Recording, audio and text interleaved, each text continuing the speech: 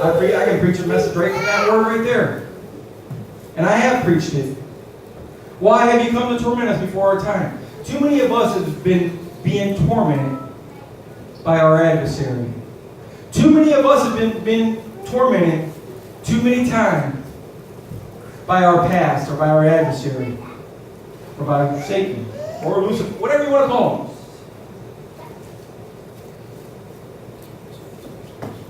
But Jesus said that I have given you power to tread upon serpents and upon scorpions and over all the power of the enemy, and nothing shall by any means harm you.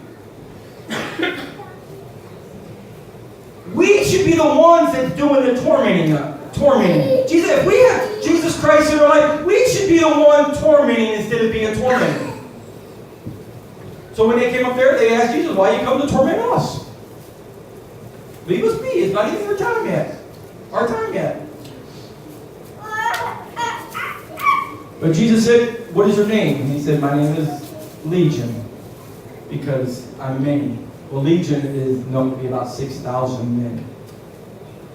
So why is it, and you've heard me preach this, most of you have heard me preach this before, why is it that Satan felt that this one man was so important to send forth 6,000, to appoint 6,000 demons to one guy? Couldn't one afflict him enough? Why is it that it was so important that 6,000 demons were appointed to him? Tormented him, drove him to a cliff, almost ready to jump off. Cutting himself. Screaming in agony and torment and pain. Running naked without shame through the streets. Why is it one man was so important that 6,000 demons were appointed to him? It's because of this purpose. Jesus, after he said go, and the demons fled, and they went into the hogs and jumped off the cliff and into the waters and drowned it. The man said, can I follow you wherever you go? Jesus said, no, go tell your story to Decapolis. Decapolis is not a city, but it's a 10 city. 10 different cities. He said, I want you to go tell your story. The reason why I want you to step into your purpose. I want you to step into your call. The reason why there's been 6,000 pointed demons appointed to you is because they've been trying to stop this 10-city revival that's bound up inside of you. They're trying to stop that purpose. The reason why this woman has no pain, the reason why she knows suffering, the reason why she knows heartache is because there's an evangelist inside that woman that's trying to get out. There's an evangelist there that's trying to step into his purpose. And if he can keep them low and keep them hurt, they won't step into it. If they can keep you low and keep you hurting, then you won't step into your purpose. If he can keep you low and if he can keep you hurting, then you won't step into your purpose. Because Christ has a purpose for your life that no one can question.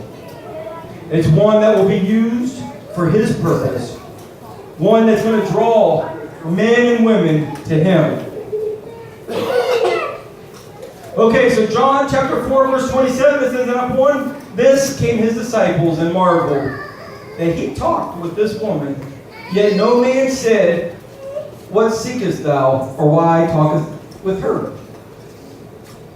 The woman then left her water pot and went her way into the city and said unto the men, come see a man which told me all things that ever I did.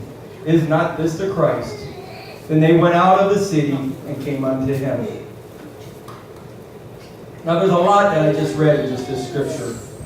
So let me just go back again. And it says, and upon this came his disciples and marveled that he talked with this woman, yet no man said, what seekest thou, or why talkest to her?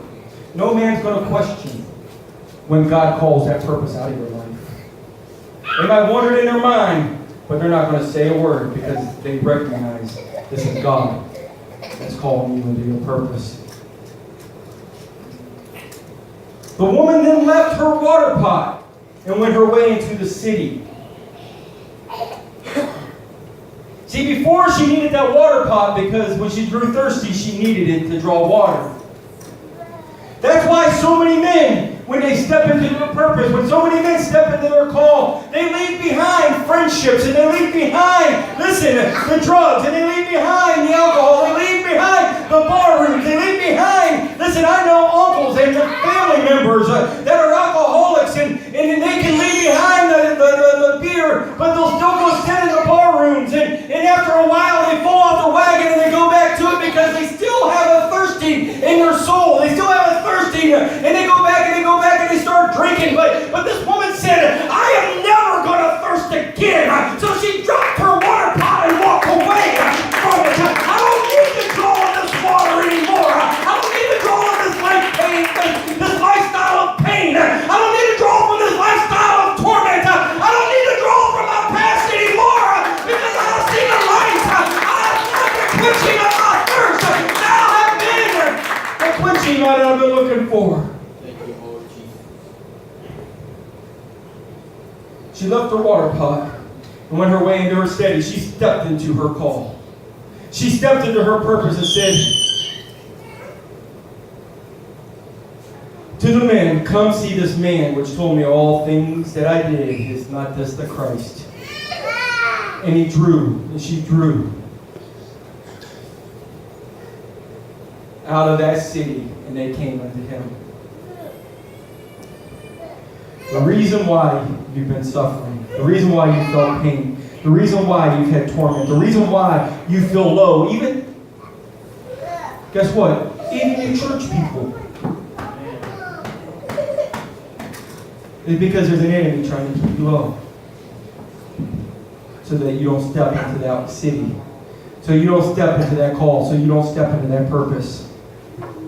It's church's time that we get to know him and let him do his perfect work in our life. It's time that we let him heal our brokenness. It's time that we realize who he truly is and walk within our purpose. As the music comes.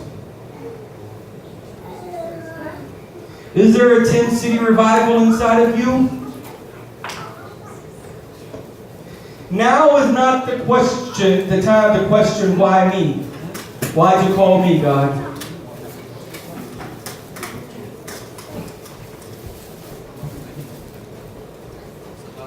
Now is the time to ask the question, why not me? Why wouldn't Jesus want to use me? If there's a God-given purpose in my life, God has placed a God-given purpose in your life. Why not you? Why wouldn't he desire to lead people to Christ through me? Why not?